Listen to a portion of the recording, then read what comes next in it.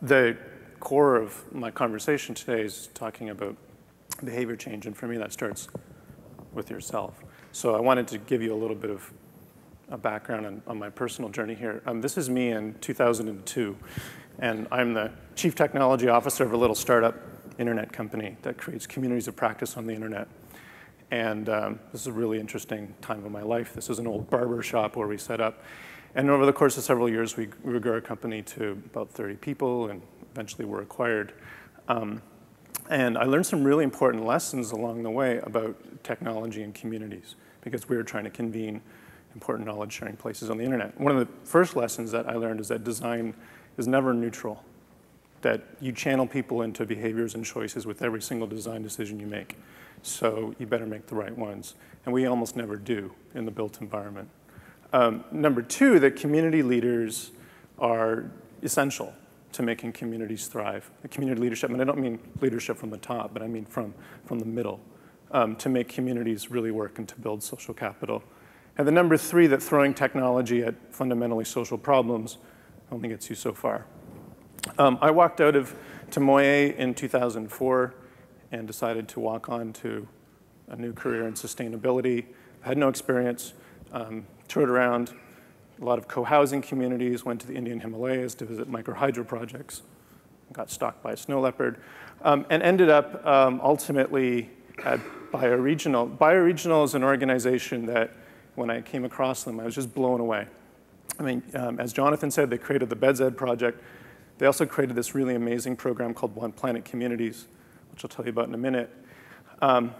And they had programs all over the world. They didn't have anything in North America, so I called them up and said, can I come and help you set up a North American program? And they said no, and I said, no, I really insist. And they said, no, we insist, don't come. So I found out that they had an open day for spouses, and I flew to London and went to BedZED and said, you got to at least give me 5 minutes. And so they did, very grudgingly. And ultimately let me come and move to BedZED, where I lived for 6 months, and start the program for North America. And one of the things about BedZED that's really interesting is, I mean, this was like the first project where we tried everything in terms of sustainability.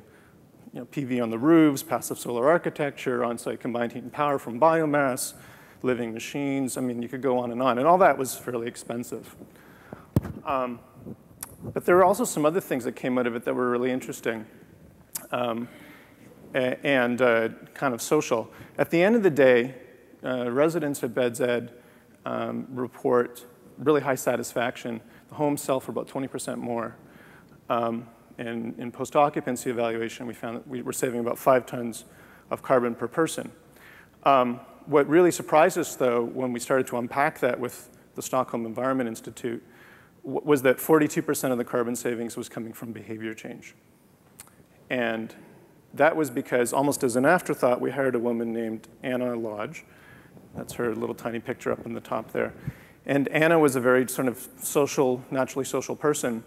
And she went around to the residents and gave them welcome packs and coupons to bike clubs and information about the transit system, and set up composting clinics, and had coaching with all the different households to talk to them about their diets, and did this really amazing job. And I wanted, she had only worked there for 18 months and then left, and I wanted to find out what had made this so successful, because BioRegional had never actually formally documented it. So I sat down and I got all the residents together, and I said, what made the behavior change program at BedZED work so well?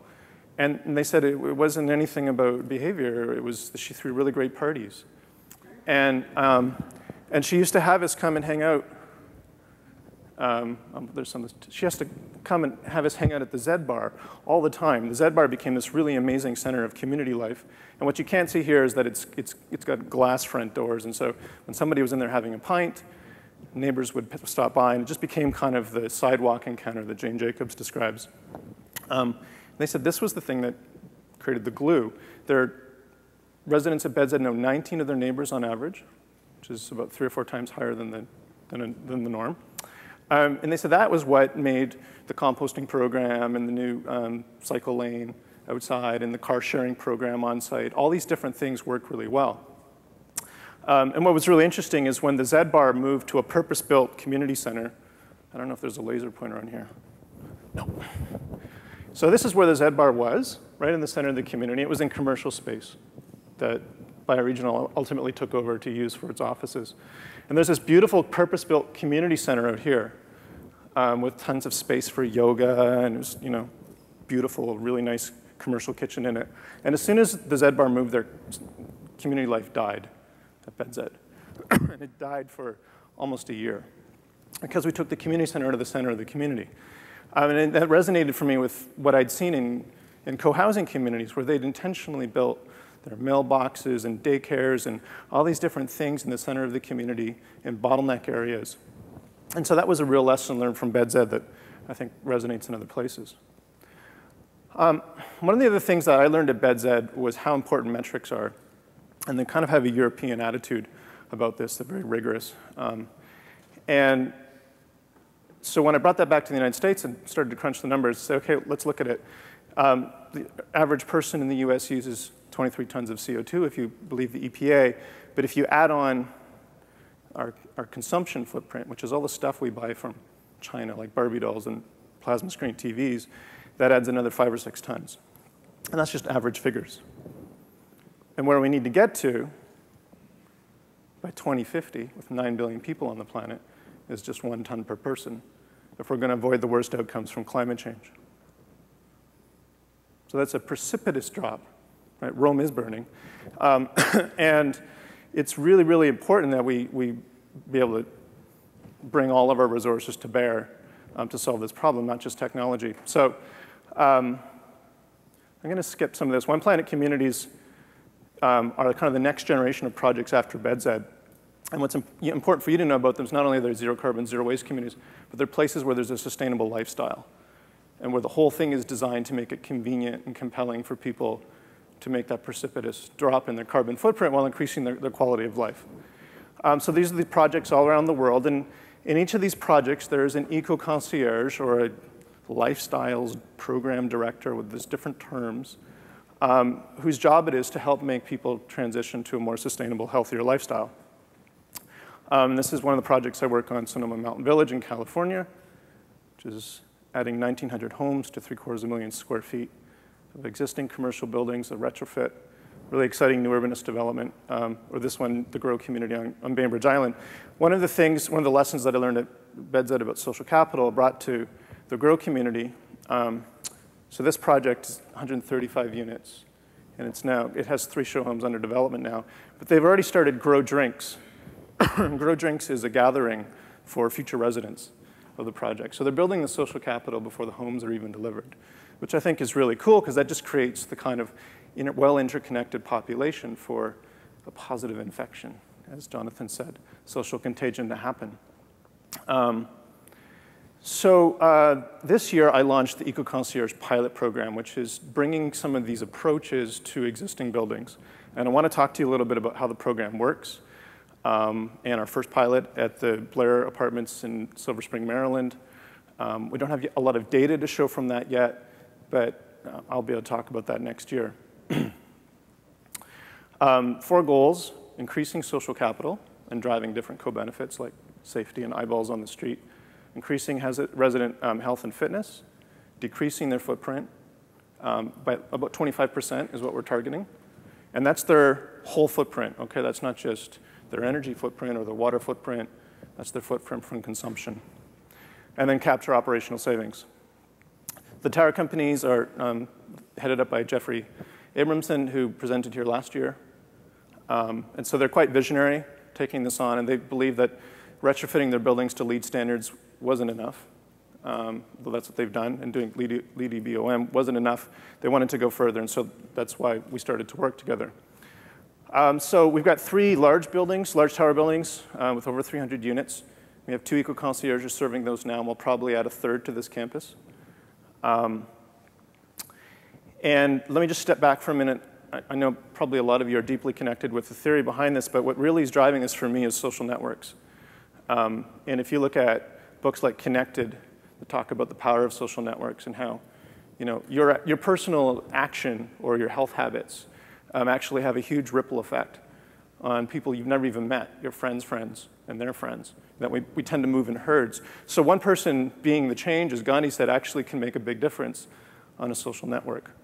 And there are other ways to get at that, like in the tipping point, Malcolm Gladwell talks about connectors and mavens.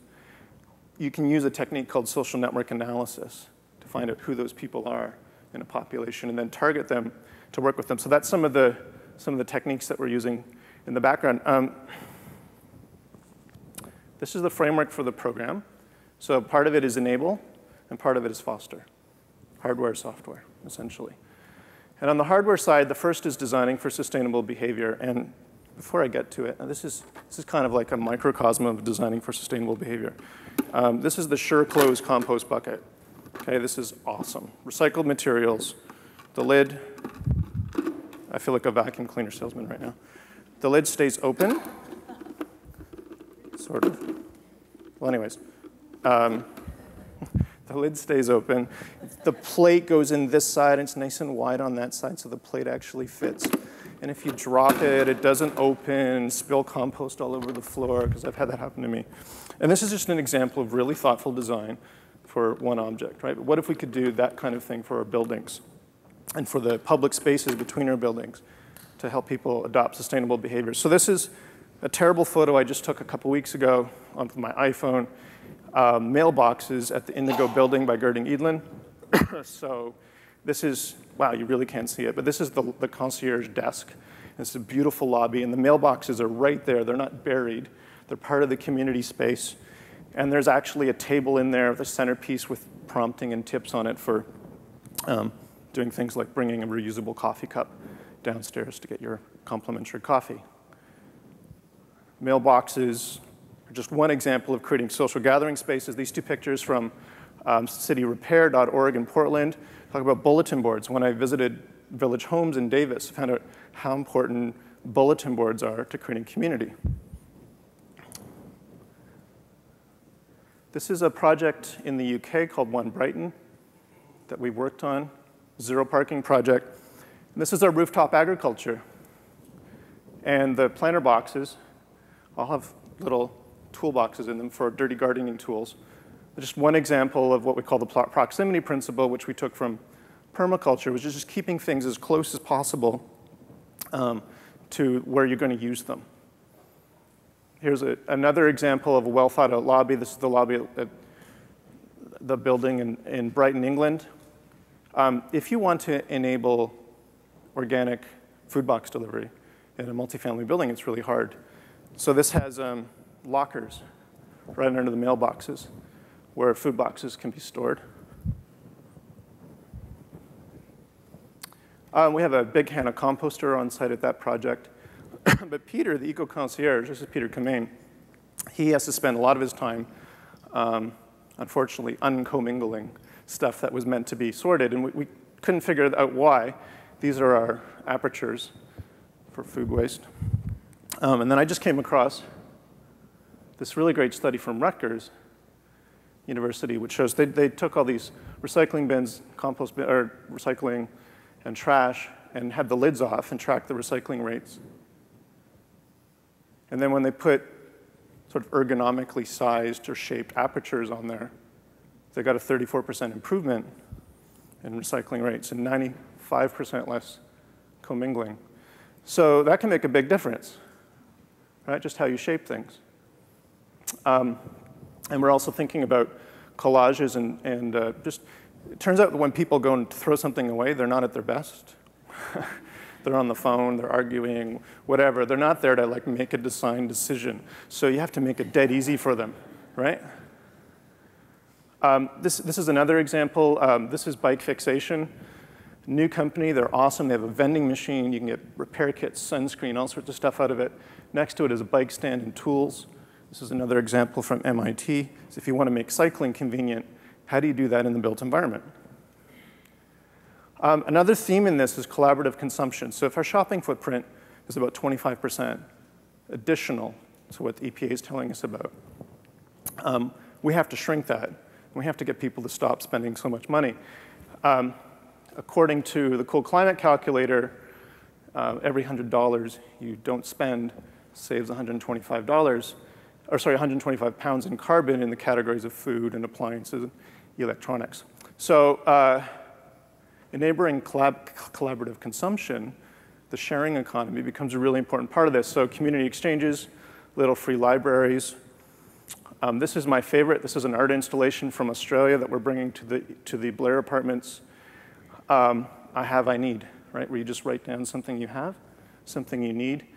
And it's visible, it's art. It gets into people's social space and makes them think about, maybe not necessarily needing to have so many things. I'd also recommend the Design with Intent toolkit, which is really, I don't have time to go into it, but Google it, it's great. Okay, so we help hire, train, and coach the EcoConcierge. These are some of the steps that we go through. And this is Jonathan. And Jonathan was a really interesting hire. He's the first EcoConcierge at the Blair Apartments in Silver Spring, Maryland.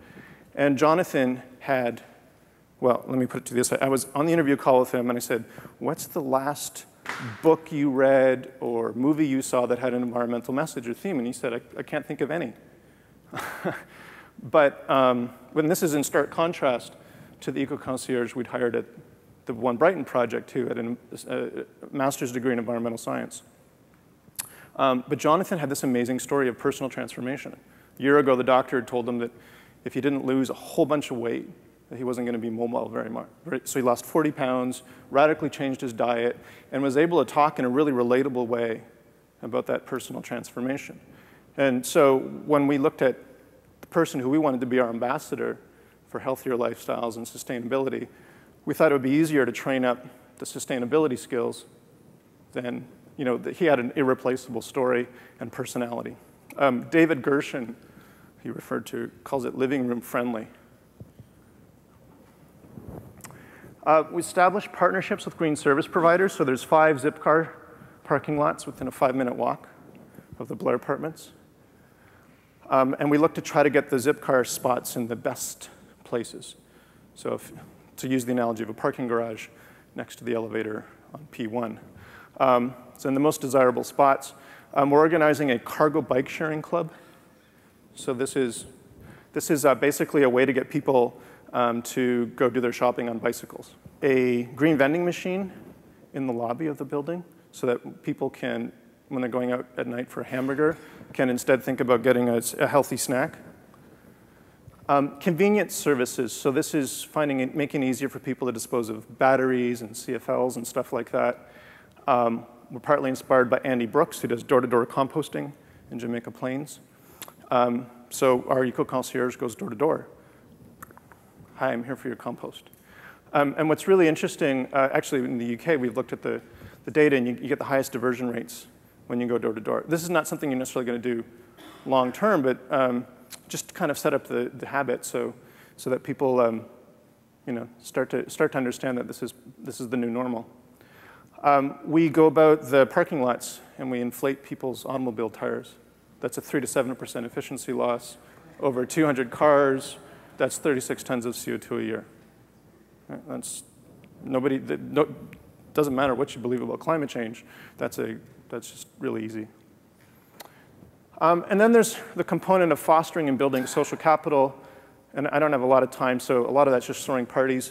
Jonathan's throwing a party this week, a pool party, where he's doing fact or fiction trivia as part of the pool party. And it's kind of part of a syndicated set of content that we're delivering through the buildings in a whole bunch of different ways that reinforce the biggest bang for the buck behavior changes that you can make, which are, some of them are a bit taboo, like a change in diet, for example. We believe elevators are the new town hall. The mining companies are using them, so we're using them too. So we're putting up things like green maps. This is a really great service, greenmap.org. So basically identifying the local assets in our community, and then you can work with greenmap.org to create a PDF from that. This is an example from East Village. Infographics that kind of help people understand the impacts of their choices. This infographic from EWG rates the carbon footprint of different things in your diet. So here's lamb and beef, right? And there's chicken. So chicken's a lot better than lamb or beef. There's nuts So that's distributed, printed out, and it's there as tips of the day are put up on screens and flashed around. So people see them over and over in the elevators and in the lobby. We promote things like Meatless Mondays. I think that what we hope to show with this approach is that we can save at least as much carbon as you can with retrofit with very, very, very little investment. And that this could go to scale, massive scale, through huge portfolios of buildings. So I think this is the next wave in the new green building 2.0, if you will, green lifestyles. Thank you.